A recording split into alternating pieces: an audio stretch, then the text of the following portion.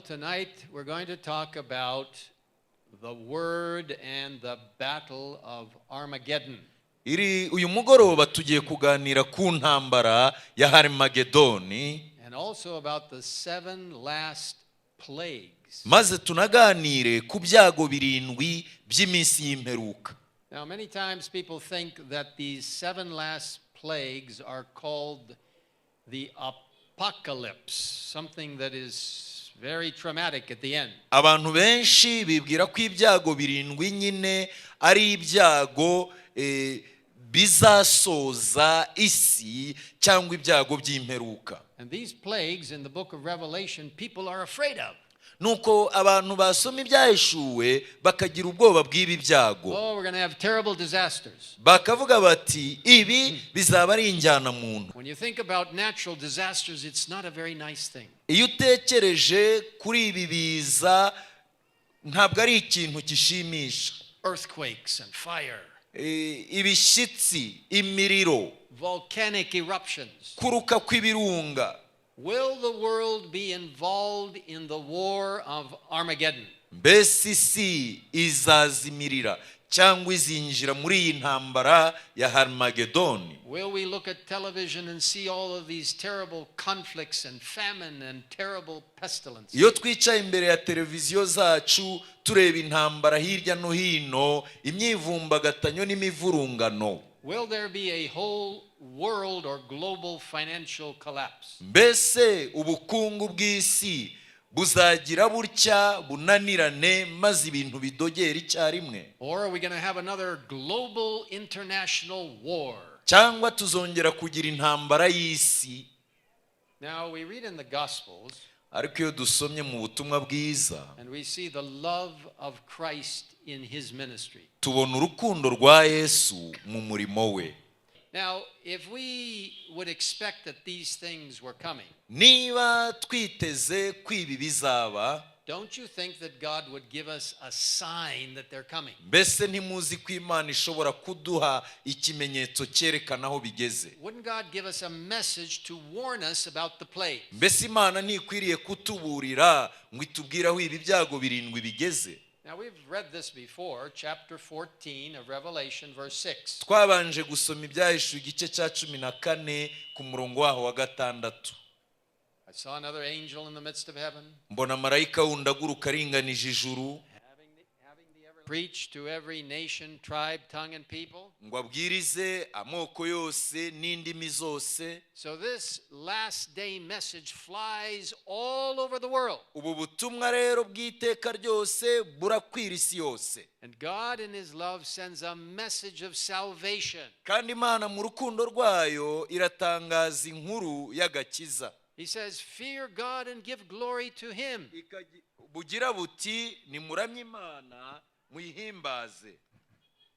And worship him who made heaven and earth. Muramye yaremye ijuru n'inyanja n'amasoko. Now, notice this last message. Reka twite kuri iyi nkuru ya nyuma. It leads men and women everywhere to worship who? Ni ubutumwa burarikira abagore n'abagabo bose kuramya nde? The Creator. Umuremyi.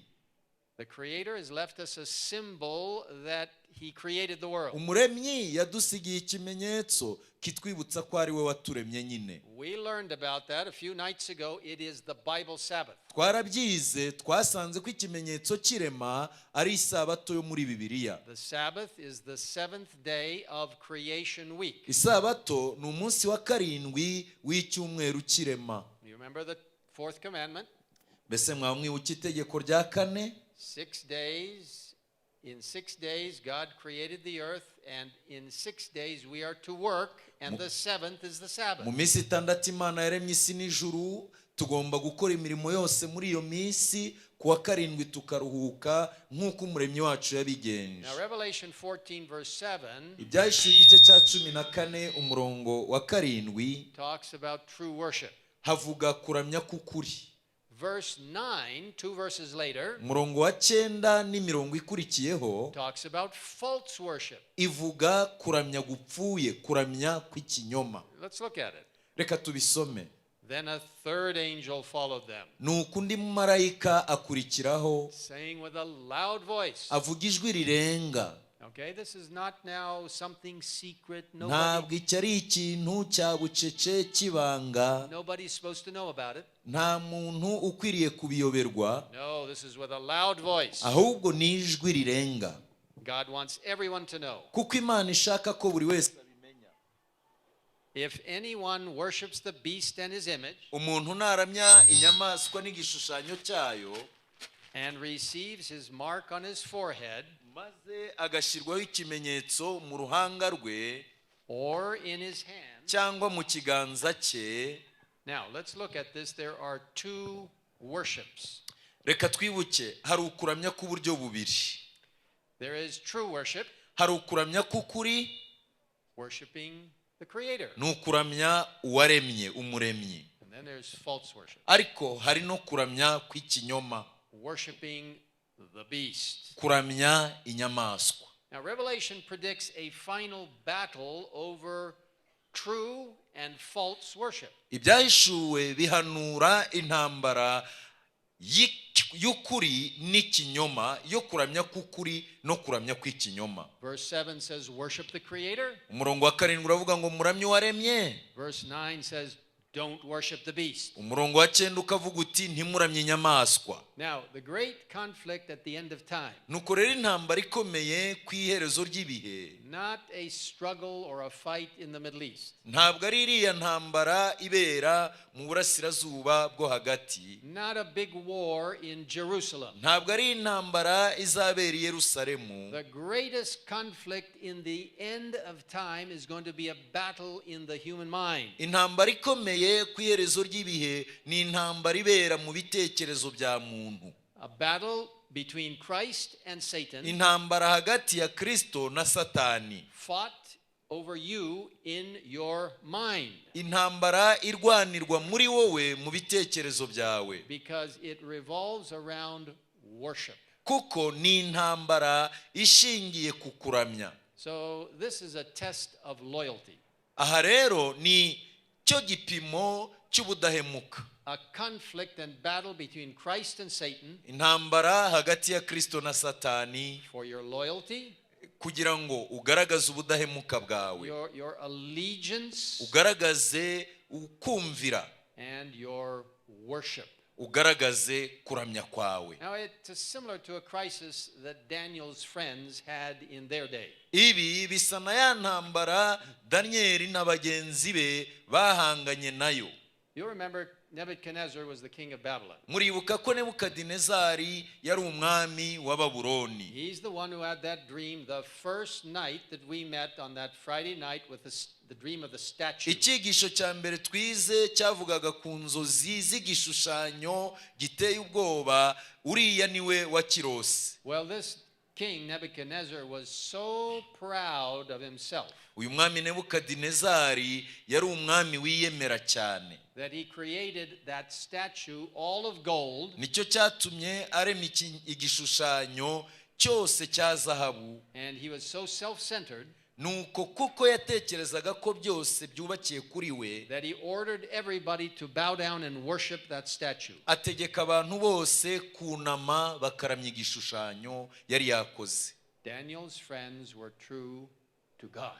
Danieli na bagenzi be bakomeje kuba indahemuka ku Mana, They had to choose between God and worshiping something kuko false. bagombaga guhitamo kuramya Imana cyangwa bakaramya igishushanyo. And they boldly gave their loyalty to God. Ariko bahagarara bemye bagaragariza Imana yabo kudahemuka, And they did not bow. nuko ntibapfukamira And you igishushanyo. remember the story. Muribuka igitekerezo, If you don't know it, you can look it up in the Bible. uramutse utakizi wakomeza ukakireba muri Bibiliya. The king ordered them to put into a fiery furnace, Umwami yategetse ko bajugunywa mu itanura ry'umuriro, and they did not burn up. ariko bajugunywe mu itanura ntibashya. In fact, the furnace was made many times hotter than normal.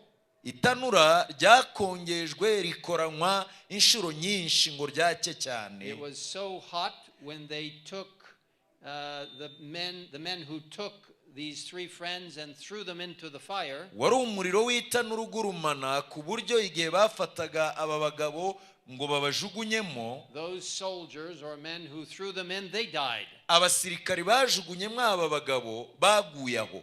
But those three friends didn't die. Ariko aba basore batatu ntibigeze bapfa, They were just walking around in ahubwo the furnace. bagendaga batembera muri uwo muriro ugurumana. And Nebuchadnezzar looked in and he saw a fourth one. Nebukadinezari ahengereje abonamwo uwa kane, And it was Jesus. uwo wa kane yari Yesu Kristo. Jesus will be with you even if you have to go into a furnace. Yesu Kristo azajyana nawe nibiba ngombwa kunyura no mu itanura ry'umuriro. So don't be afraid of the future, Nuko rero ntukwiriye gutinya ahazaza, because the same kind of tests will come. kuko igipimo nk'iki gishobora kongera kubaho. All right, let's look at the next chapter, chapter 15, Reka turebe mu gice cya 15 cy'ibyahishuwe, verse 1. umurongo wa mbere. Then I saw another sign in heaven, Mbona mu ijuru ikindi kimenyetso gikomeye great and marvelous. gitangaza, 7 angels, they had 7 last plagues. nicyo bamarayika barindwi bafite ibyago birindwi, For in them the wrath of God is complete. nibyo by'imperuka, kuko muri byo arimo umujinya w'Imana wuzurira. Now, what's God's wrath? Umujinya w'Imana ni iki? God's wrath is not his anger at you or me. Ntabwo umujinya w'Imana ari uburakari ifitiye abanyabyaha mwe nanjye, His judgment upon sin. ni urubanza Imana icira icyaha. God loves us with an everlasting love. Imana idukunda urukundo rudashira. When people reject the warning message, though, Iyo abantu banze umuburo, they begin to persecute God's people, bagatangira kurenganya no kwica urubozo abera b'Imana, threatening them with death if they don't follow the popular movement, bakabateza ubwoba bw'urupfu igihe babonye badakurikije inyigisho zabo, then God's wrath or anger falls upon them. nuko rero umujinya w'Imana cyangwa uburakari bwayo bugwira abo bantu. Wind and rain, Imiyaga, imvura, fire and storm. umuriro, umuraba, The judgments of God will fall on this earth. iteka ry'Imana rizacirirwa iyi si. Now, what about the timing of all this? Ariko se bizaba ryari? Ni mu kihe gihe? What's the sequence of these events? Ni uruhe rusobe rw'ibi bihe bizaba ryari? Well, let's read them. Reka tubisome. First of all, Icya mbere, there's a worldwide preaching of the gospel. ubutumwa bwiza buzabwirizwa ahantu hose, Goes to the ends of the earth. bugende bugere ku mpera y'isi, Gives everybody a chance to worship God correctly. kugira ngo umuntu wese ahabwe amahirwe arebe ko yaramya Imana mu buryo bw'ukuri. This meeting right here in Gisenyi is part of that. Aya materaniro ari kubera hano ku Gisenyi ni kimwe muri ubwo buryo bwo kubwiriza. Secondly, all humanity makes a final eternal choice. Icya kabiri, inyoko muntu aho iva ikagera, umuntu wese yihitiremo uko azamera. Thirdly, Icya gatatu, the mark of the beast is enforced in a final conflict or battle over worship. abantu bazahatirwa kwakira ikimenyetso cy'inyamaswa mu rugamba ruheruka ruzaba ruzingiye kuramya. All right, now let's see what number 4 is. Ariko reka turebe icya kane. God's loyal people lovingly obey him. Ubwoko bw'Imana bw'indahemuka buyumvira buzakomeza kuyumvira mu rukundo. Number 5. Icya gatanu, The 7 last plagues are poured out. ibyago birindwi by'imperuka bizasukwa. Then number 6. Icya gatandatu, Jesus delivers his people. Yesu azatabara abantu be. So the gospel is preached and everyone makes a choice. Ubutumwa bubwirizwe abantu bose bahitemo. And what brings about that choice? Nuko se uko guhitamo kurabajyana he? All right, let's look at the chapter 15 verse 8. Turebe igice cya 15 umurongo wa 8. No one was able to enter the temple Ntihagira umuntu n'umwe ubasha kwinjiramo till the 7 last plagues kugezaho ibyago birindwi by'abo bamarayika of these 7 angels were complete. barindwi byarangiriye. So Jesus is in his final work in the heavenly temple. Yesu arakora umurimo uheruka mu buturo bwera bwo mu ijuru, mu rusengero rwo mu ijuru. In that final work he makes a final decree or pronouncement. Nuko rero muri uyu murimo uheruka arategura iteka rya nyuma. We find that in the last chapter of the Bible. Icyigisho igice cya nyuma cy'ibyahishuwe, verse 11 of chapter 22. umurongo wa 11 w'ibyahishuwe 22. This is at the very end. Ni iherezo.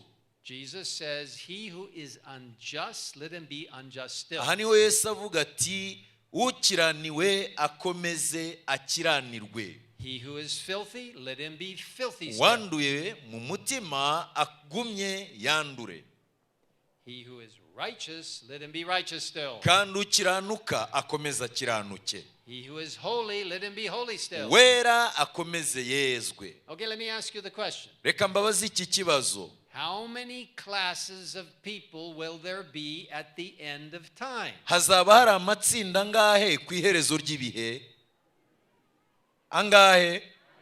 2. 2, exactly. Abiri nibyo. The righteous and the unrighteous. Abakiranuka n'abagome. The holy and the unholy. Abera n'abanduye. The pure and the impure. Abakiranuka mu mutima n'abanduye mu mutima. There's no middle ground. Nta ruvange rurimo, nta hagati hariho. Can't kind of balance and say, well, I'm just going to stand in the middle. Ntushobora kuvuga uti ndahagararamo hagati. No, you're either on one side or you're on the other. Oya, urajya ku ruhande rumwe cyangwa urundi. So sometimes people say, well, you know, I'll come to church and I'll kind of be friendly there, but I also want to be part of the world. Abantu bamwe baravuga bati nzajya ngerageza kujya mu itorero mpagaragare ariko nzakomeza no kuba uw'isi. One foot in the church, one foot in the world. Ikirenge kimwe mu itorero ikindi mu isi. They're delaying making a choice. Ugerageza guhitamo. Everyone will have to make that choice. Buri wese azaba agomba kugira amahitamo. For there will be only 2 classes of people at the very end of time. Kuko hari amatsinda abiri gusa y'abantu ku iherezo ry'ibihe. Now the final crisis that's coming. Intambara iheruka isi ije. It's going to lead men and women to make one of 2 decisions. Izerekeza abantu ku guhitamo kandi bagafata icyemezo kimwe. Either I am completely for Christ, ukavuga uti ndiyeguriye Kristo uko nakabaye, or I am completely against Christ. cyangwa ukavuga uti mpagurukiye kurwanya Kristo by'iteka ryose. As you responded correctly, uko mwabisubije neza, only 2 classes at the end of time. ni ukuri ku iherezo ry'ibihe ni amatsinda abiri gusa. Well, the door of probation will close. Kuko urugi rugenda rwizengurukaho rujya gufungwa. And the 7 last plagues are going to be poured out. Kandi ibyago birindwi by'imperuka bikaba bigiye gusukwa. Jesus will come to deliver his people. Ariko Yesu azaza atabara abantu be. Okay, let's go to Revelation 16. Byahishuwe igice cya 16 and verse 1. umurongo wa mbere. Again, then I heard a loud voice. Nuko numva ijwi rirenga. I just want you to notice how many times we hear loud voice, trumpet, shout. Ni kangahe twumva amajwi arenga, impanda n'urusaku.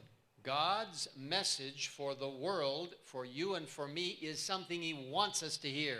Ijambo ry'Imana muri iyi minsi y'imperuka ni ikintu cyumvikana abantu bakwiye kumva. So this voice comes from the temple. Iri jwi rero ryari riturutse muri rwa rusengero, saying to the 7 angels, ribwira abo bamarayika barindwi riti, go and pour out the bowls of wrath or anger on the earth. nimugende musuke mwisi izo nzabya ndwi z'umujinya w'Imana. Those bowls of wrath of God, pour them out on the earth. Nimugende musuke izo nzabya ndwi z'umujinya w'Imana ku isi. Now, do God's people go through all of that difficulty? Mbese abantu b'Imana bazanyura muri ibyo byago? Are they delivered before this difficulty? mbese bazatabarwa mbere y'uko ibyago bisukwa, Or do they live through it under the protecting hand of God? cyangwa bazaba muri ibyo byago bari munsi y'ukuboko kw'Imana kubakiza? These plagues are called the 7 last plagues. Ibi byago byitwa ibyago birindwi by'imperuka. Were there any plagues before this? Mbese haba harabaye ibindi byago mbere y'ibi? Yes, the Bible tells us in Egypt there were 10 plagues. Yego, turibuka ibyago 10 byo mu Misiri. Now, I grew up in Cairo, Egypt. Nakuriye mu murwa mukuru wa Misiri i Cairo. And I love Egypt. Kandi nkunda Misiri, ni igihugu cyiza. But when you look in Bible history, ariko iyo urebye mu mateka ya Bibiliya, you will see that Egypt was persecuting God's people. uzabona ko Misiri cyangwa Egiputa yarenganyaga abantu b'Imana. And they would not let God's people go out of Egypt. Ntabwo batumaga abantu b'Imana bava mu bubata ngo basohoke mu Egiputa. So 10 plagues were placed on Egypt. Nuko rero ibyago 10 byasutswe ku gihugu cy'Egiputa. But the Bible indicates the Israelites were protected by God during the plagues. Ariko Bibiliya itubwira ko ukuboko kw'Imana kwarinze Abisirayeli, ibyago ntibyabageraho. And just as God protected the Israelites, he will protect his people at the end of time. Uko Imana yarinze Abisirayeli mu byago 10, ni nako izarinda abantu bayo mu byago 7 by'imperuka. God's people are present during these 7 last plagues. Ibyago 7 bizasukwa abantu b'Imana bakiri ku isi. But they are protected and delivered at the end of the plagues. Ariko bazarindwa kandi ku iherezo bazahabwa kunesha babeho by'iteka ryose. In Daniel's time, the Hebrew worthies, those 3 friends of Daniel, Mu gihe cya Danyeli, abaheburayo 3 bagenzi ba Danyeli, they said, we will not bow down to that false image. baravuze bati ntabwo tuzapfukamira igishushanyo, We will not accept the beast power. ntabwo tuzemera ububasha bw'inyamaswa. They went into the flames. Nuko bajya mu birimi by'umuriro, They said, we'd rather die than disobey our God. kuko basezeranye bati aho kutumvira Imana yacu twiteguye gupfa. And as we said, God protected them. Kandi nk'uko twabivuze, Imana yarabarinze.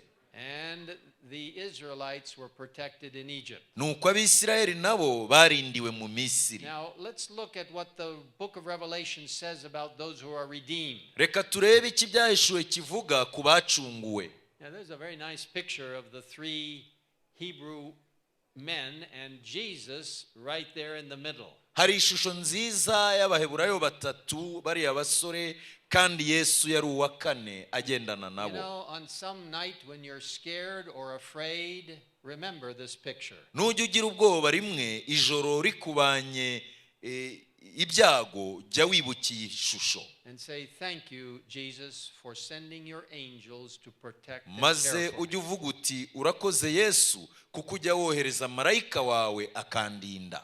Now let's see what the Bible says in Revelation 7. Turebe iki byahishuwe bivuga igice cya 7, Verses 14 to 17. umurongo wa 14 kugeza ku wa 17. These are the ones who come out of the great tribulation. Aba ni abavuye muri urya mubabaro. Now what do these people come out of?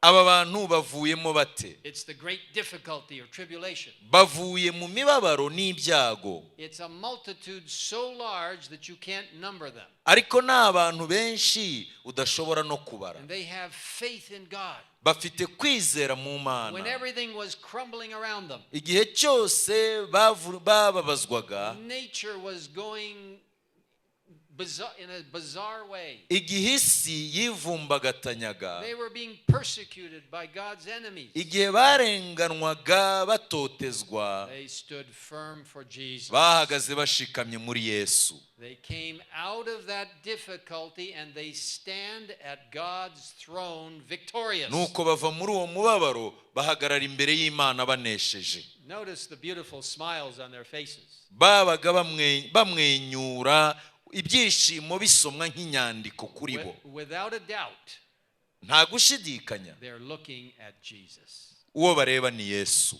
Because Jesus kuko Yesu preserved them through the difficulty, yabarindiye mu makuba, just as he did in the stories of the Bible. nk'uko yagiye abigenza mu bitekerezo byo muri Bibiliya. So the 7 last plagues. Nuko rero ibyago birindwi by'imperuka Now there's a much deeper message in these plagues bifite ubutumwa bwimbitse cyane than most people really imagine.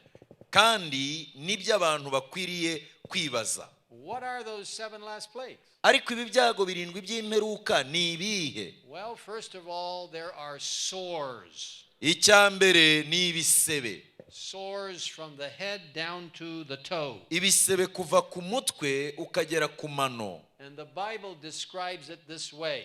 Bibiliya dore uko ibivuga.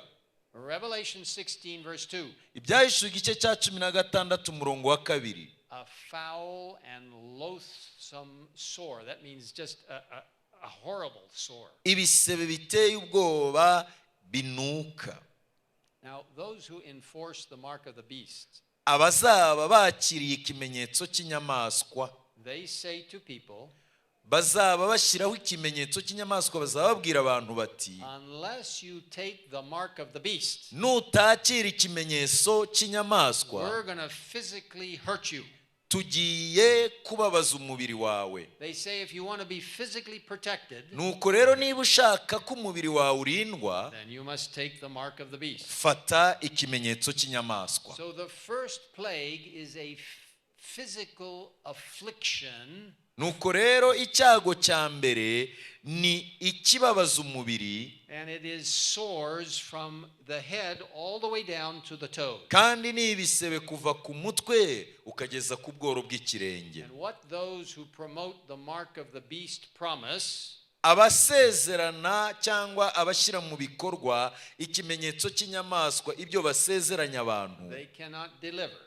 ntabwo bashobora kubakiza. So the first plague has a much deeper message than some have ever understood. Iki cyago cya mbere gifite ubusobanuro bwimbitse kurusha rwose uko abantu bamwe bagiye babivuga. Here's what that first plague is saying. Aha dore uko iki cyago gisobanura. There is no physical security outside of Christ. Nta mutekano uriho hanze ya Kristo. Church and state may unite. Idini na leta bishobora kwifatanya. In fact, they will unite. Kandi dini na leta bizifatanya. Whenever that happens, pressure is applied to people who believe strictly in the Holy Bible. Ibyo nibiba nta gushidikanya abantu b'Imana bazatotezwa. Again, I want to say tonight, Nanone ndongera mbivuge kuri uyu mugoroba, I thank God for the religious liberty given to the people of Rwanda. ndashimira Imana ko leta y'u Rwanda yahaye abantu bayo umudendezo wo gusenga. Now, the authorities declare that they're going to physically hurt you unless you take the mark of the beast. Nihabaho kwifatanya kw'idini na leta rero bazagira bati umuntu aratotezwa umubiri we ubabazwe keretse afite ikimenyetso cy'inyamaswa. But instead of God's people getting hurt, ariko kugira ngo abantu b'Imana bababazwe, it's those who receive the mark of the beast who are going to be afflicted by these sores. abakiriye ikimenyetso cy'inyamaswa nibo bazababazwa n'ibisebe. Jesus is our only protector. Yesu niwe buhungiro bwacu. Listen to this promise for his people. Tega amatwi isezerano asezeranya abantu be. Psalm 46, 1 and 2. Zaburi ya 46 umurongo wa mbere n'uwa kabiri. God is our refuge and strength. Imana niyo buhungiro bwacu n'imbaraga zacu. A very present help in trouble. N'umufasha utabura kuboneka mu byago no mu makuba. Therefore we will not fear. Nicyo gituma tutazatinya, Even though the earth be moved, naho isi yahinduka igakurwa hayo, and though the mountains be carried into the midst of the sea, naho imisozi yakurwa hayo ikajyanwa imuhengeri, even if Mount Karasimbi is thrown into Lake Kivu, nubwo umusozi wa Karisimbi wajugunywa mu kiyaga cya we're Kivu, going to have trust and faith in God. tuzakomeza kwizera Imana yacu. All right, now number 2, Icya kabiri, the second plague.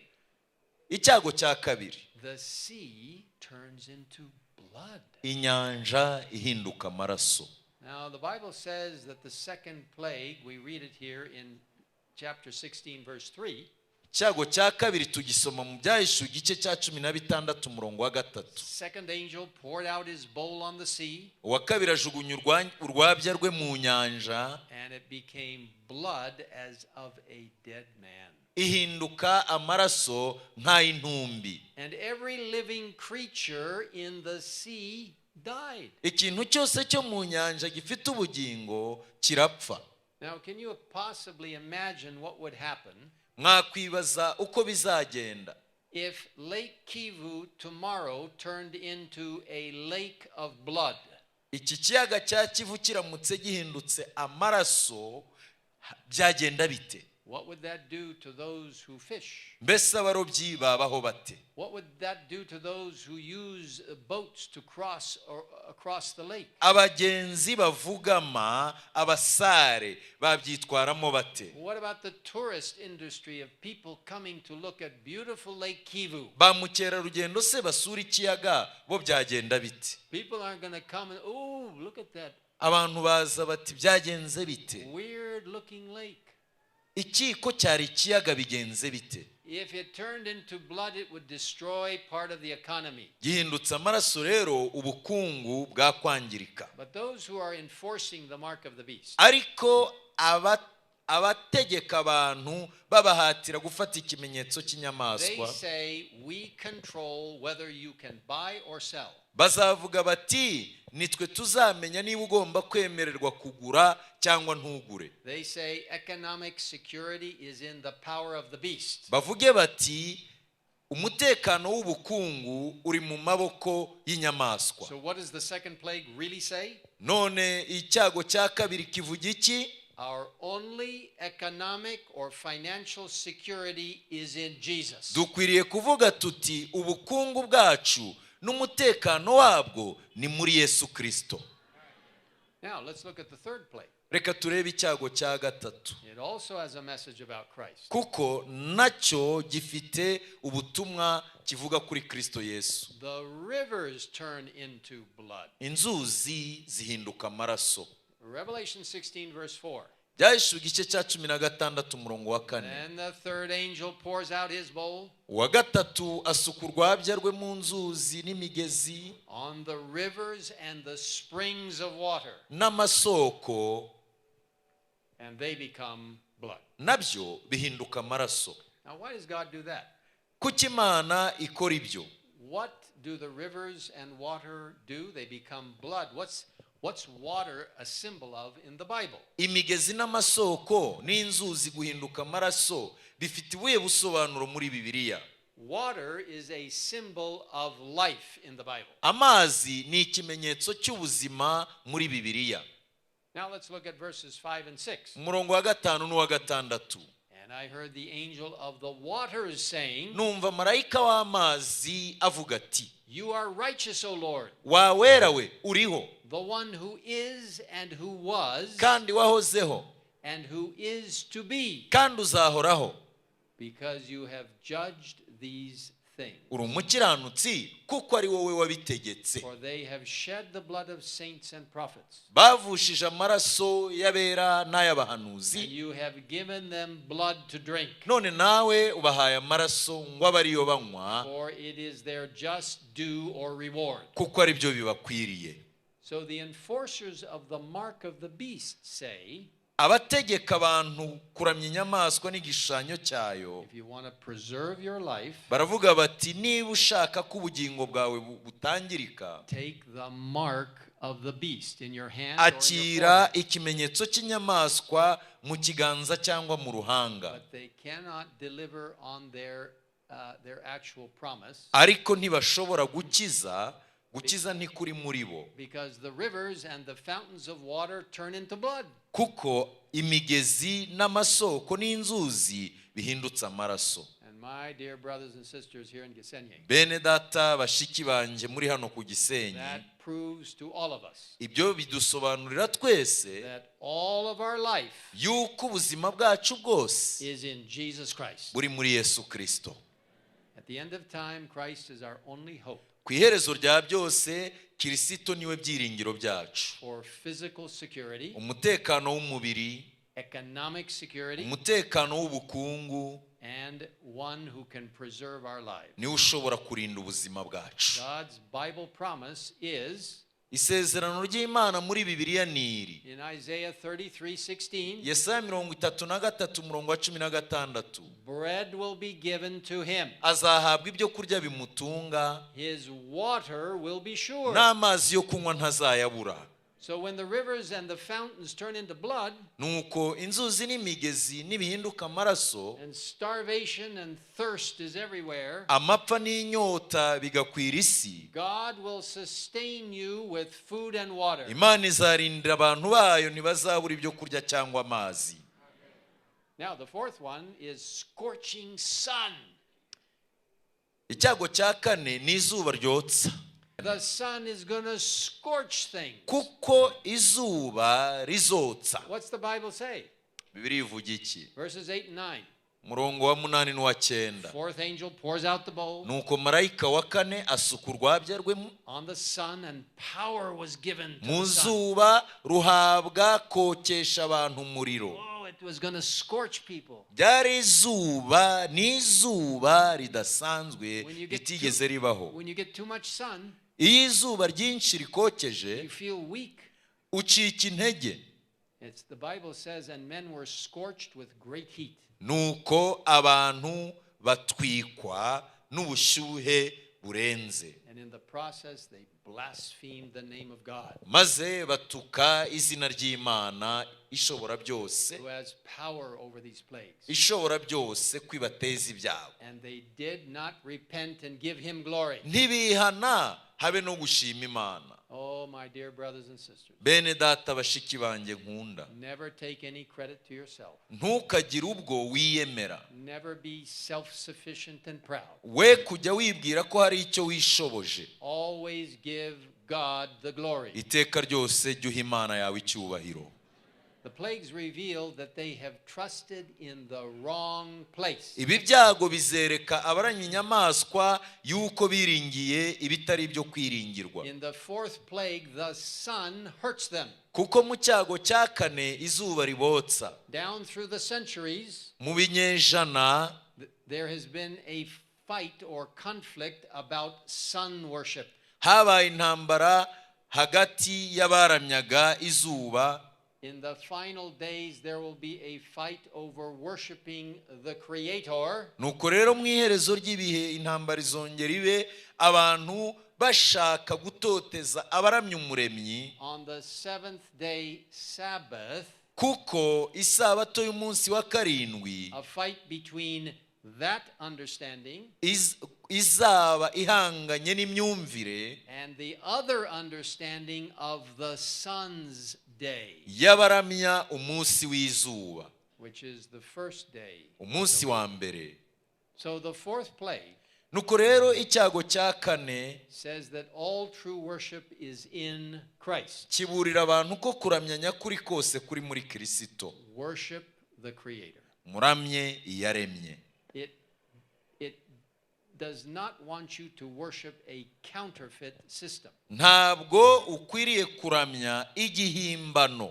The Bible says in Psalm 91, zaburi ya 91 verses 1 to 3, umurongo wa mbere n'uwa gatatu. he who dwells in the secret place of the Most High uba mu rwihisho rw'isumba byose shall abide under the shadow of the Almighty. azahama mu gicucu cy'ishobora byose. I will say of the Lord,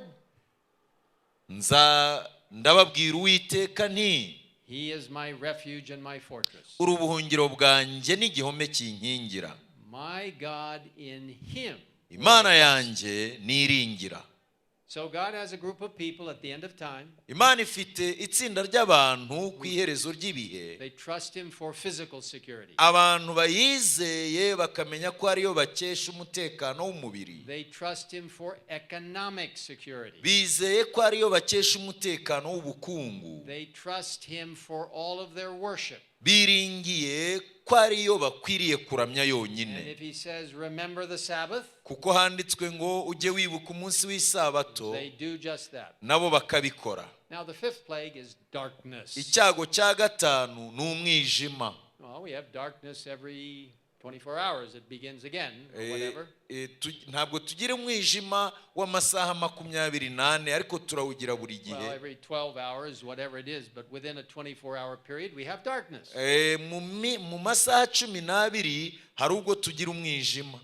But this darkness is different. Ariko uyu mwijima wo ntusanzwe. Revelation 16, verse 10. Ibyahishuwe igice cya 16 umurongo wa This 10. fifth angel pours out his bowl Marayika wa gatanu asuka urwabya rwe on the throne of the beast, ku ntebe y'ubwami ya ya nyamaswa, and his kingdom became full of darkness. ubwami bwayo bucura umwijima. And they gnawed their tongues because of the pain. It was horrible. Kuribwa bituma bahekenya indimi zabo. So light is a symbol of truth. Umucyo ni ikimenyetso cy'ukuri. They have looked to the beast for light and truth. Biringiye ko inyamaswa ari wo mucyo n'ukuri. But the beast's kingdom is filled with darkness. Nyamara ubwami bw'inyamaswa bucuze umwijima n'icuraburindi. And this literal darkness on the seat of the beast is an appeal to you and me. Nuko rero uyu mwijima wo ku ntebe y'ubwami y'inyamaswa ni umuhamagaro kuri jye nawe. It tells us that all light is only in Christ. Ubutumwa burimo nuko Kristo ari we mucyo wacu. Psalm 119 verse 105. Zaburi 119 umurongo w'105. A familiar text to many of you. Umurongo uzwi na benshi. Your word is a lamp to my feet Ijambo ryawe ni itabaza ry'ibirenge byanjye, and a light to my path. ni umucyo umurikira inzira zanjye. Jesus says to us, Yesu aratubwira ati, I am the light of the world. ni jye mucyo w'isi. John 8:12. Yohana 8 umurongo wa So if you 12. want physical security, come to Christ. Niba ushaka umutekano w'umubiri sanga Yesu. If you want economic security, come to Christ. Niba ushaka umutekano w'ubukungu jya muri Yesu. If you want your life preserved, come to Christ. Urashaka ko ubuzima bwawe budahungabana, bwegurire Yesu. If you want true worship, come to Christ. Urashaka kuramya Imana by'ukuri sanga Yesu. If you want truth and not darkness, Niba ushaka umucyo ukuri atari umwijima come to Christ. sanga Yesu. So the literal plagues reveal a lot deeper spiritual insight. Kiriya cyago gifite ubusobanuro bwimbitse kukirusha. All right, Revelation 16:11. Byahishuwe igice cya 16 umurongo wa 11. They blasphemed the God of heaven Kandi kuribwa kwabo n'ibisebe byabo bituma batuka Imana nyir'ijuru because of their pains and their sores, bitewe n'ibisebe byabo, and did not repent of their deeds. ntibihana. Now you'd think that those rebelling against God, Ahari hari igihe twibwira ko abagomera Imana when they would have all kinds of difficulty and sores and pain, bazanyura mu bibababaza uburibwe bwinshi, would fall down and repent. mukibwira ko ahari bizatuma And bihana, they'd ask for forgiveness. ukagira ngo bazasaba imbabazi, But they don't do that. ariko siko bakora. The plagues show us Iki cyago kitwereka ko it is extremely dangerous to turn from any teaching of God's word that you know. biteye akaga kwiziba amatwi no gutuma umutima wawe utakira ijambo ry'Imana. Stay close to the word of God. Jya ubana n'ijambo ry'Imana. Even if major religious organizations say things in opposition to the word, Nubwo amadini yose yo ku isi yakwiyungikanya akajya hamwe agahakanya ukuri kwa Bibiliya, stand up for the word of God. jya uhagarara ushikamye ku ijambo ry'Imana. All right, now Armageddon. What is Armageddon? Cyago cya gatandatu ni Haremadedoni. Well, first of all, Haremadedoni ni iki? let's look at the word. Reka tubanze turebe iri jambo. Okay, the word Armageddon Ijambo Haremadedoni comes from the Hebrew root words har and Megiddo. rikomoka ku muzi w'igiheburayo hari na Magido. with the meaning of mountain of slaughter. bisobanura umusozi wo kuvushirizwaho amaraso, The mountain of killing. umusozi wo kwicirwaho. In the book of Judges, mu gitabo cy'abacamanza, when God's people were surrounded igihe abantu b'Imana bari bagoswe and it looked as though there was no way out, batagifite aho bahungira, God miraculously delivered his people. mu buryo bw'igitangaza Imana yarabatabaye. So the battle of Armageddon is really not some huge battle on earth. nuko rero intambara ya Haremadedoni ntabwo ari intambara ikomeye irwanirwa ku isi. It is, and there could be some physical conflict that leads up to it. nibyo koko hashobora kuba intambara zifatika zishobora kugirana isano nayo, But it is the final conquest of Jesus and the armies of heaven over hell and wickedness. ariko intambara ya Harimagedoni ni ugutsinda by'iherezo kwa Yesu n'abamarayika be batsensura imbaraga z'umubi n'iz'umwijima. It is earth's last war. niyo ntambara iheruka isi. But notice God's promise to preserve his people. kandi ahari isezerano ry'Imana yuko izarinda abantu bayo. Psalm 91, 5-8. Zaburi ya 91 umurongo wa 5 kugeza ku wa You 8. shall not be afraid of the terror by night, igiteye ubwoba cya nijoro ntikizagutinyisha, nor of the arrow that flies by day, cyangwa umwambi ugenda ku manywa, nor of the pestilence or the terrible calamity that walks in darkness, cyangwa mugiga igendera mu mwijima, nor of the destruction that lays waste at noonday. cyangwa kurimbura gutsemba ku manywa y'ihangu. Why not?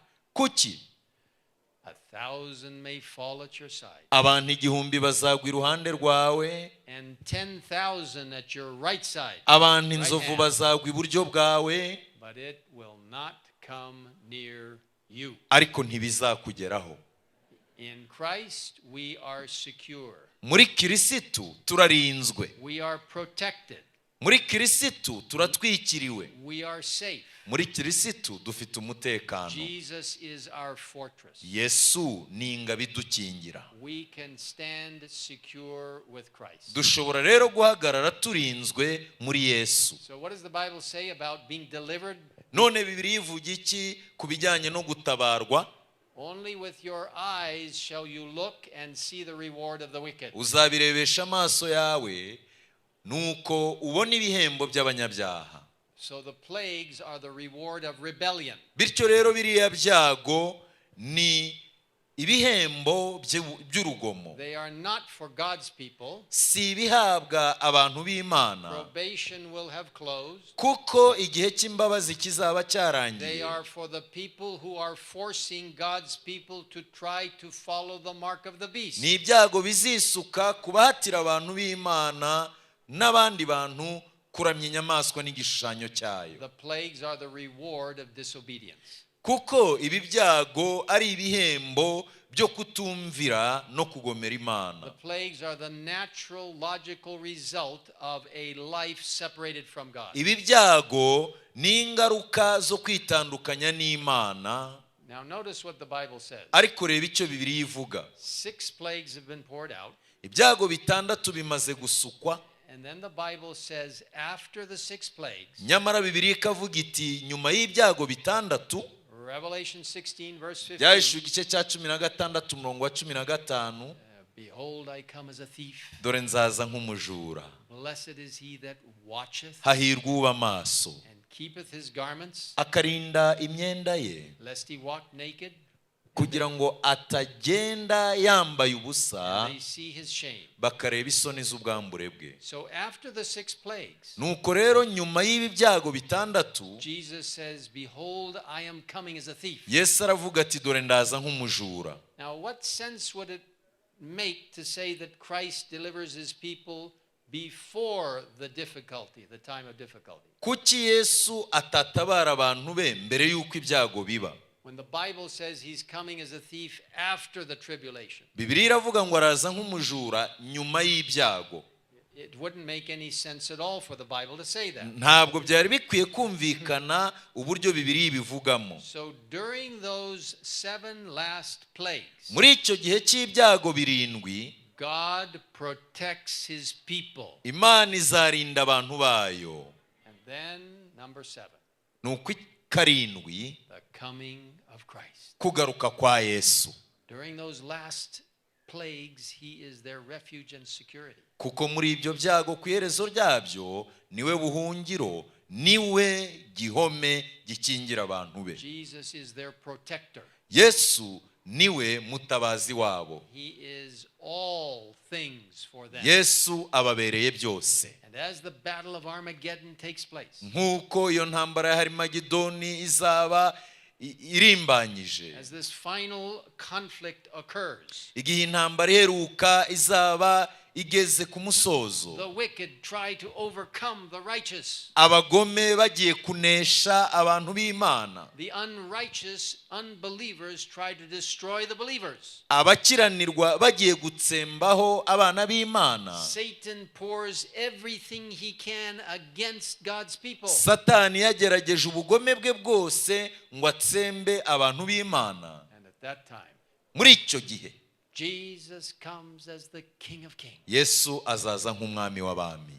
He is the mighty deliverer. Niwe mutabazi ukomeye. The 7th plague climaxes with the coming of Jesus Christ. Icyago cya karindwi gihurirana no kuza kwa Yesu. Just as the Hallelujah choir sang this evening, nkuko korari Haleluya baririmbye muri uyu mugoroba, telling the disciples, the angels told the disciples, as you see him go up, he will cya come gihe down. marayika yabwiraga abigishwa ati uko mumubonye agenda niko azagaruka. The Bible says Bibiliya iravuga ngo in chapter 16 verses 17 and 18, igice cya 16 umurongo wa 17 n'uwa 18, then the 7th angel poured out his bowl into the air, marayika wa karindwi asuka urwabya rwe mu kirere, and a loud voice. ijwi rirenga.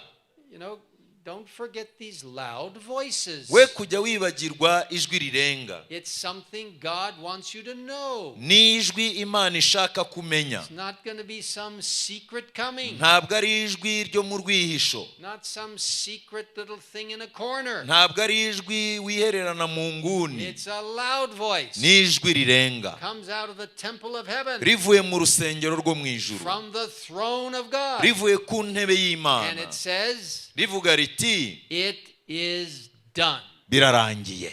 Everything is finished. Birarangiye byose. Sorrow is over. Umubabaro urarangiye. Heartache is over. Imitima kubabara birarangiye. War is over. Urugamba rurashoje. Sickness and suffering are over. Uburwayi no kubabara birarangiye. No more tears. Nta marira. No more disappointment. Nta kongera guhemukirwa. It's done. Birarangiye. It's finished. Birarangiye rwose. And then the